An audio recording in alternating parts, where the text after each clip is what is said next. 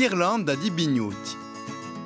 Per fare una ghirlanda di pignotti ti ci vuole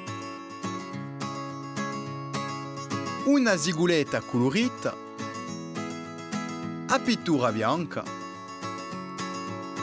un vrigetto appiccicatoio colorito, un stigliaredo di legno, una spungareda, un poghi di pignottedi.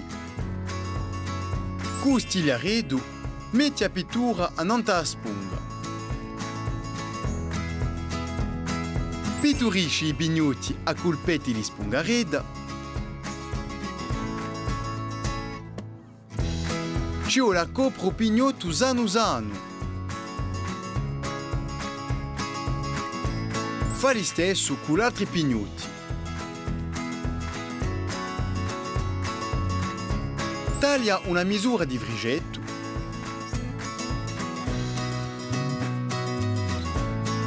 Fa un fioccaredo, poi parecchi altri.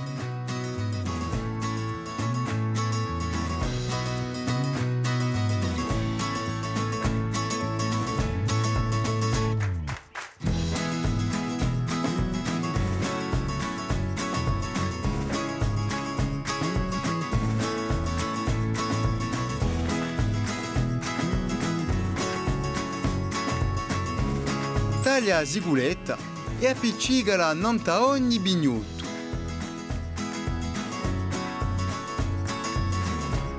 Si mettono alla stessa distanza l'uno dall'altro. Fa una vibia a ogni capo della ziguletta.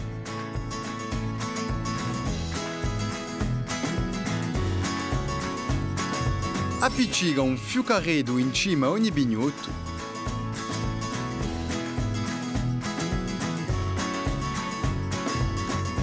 Appendi a ghirlanda. E ora tocca a te.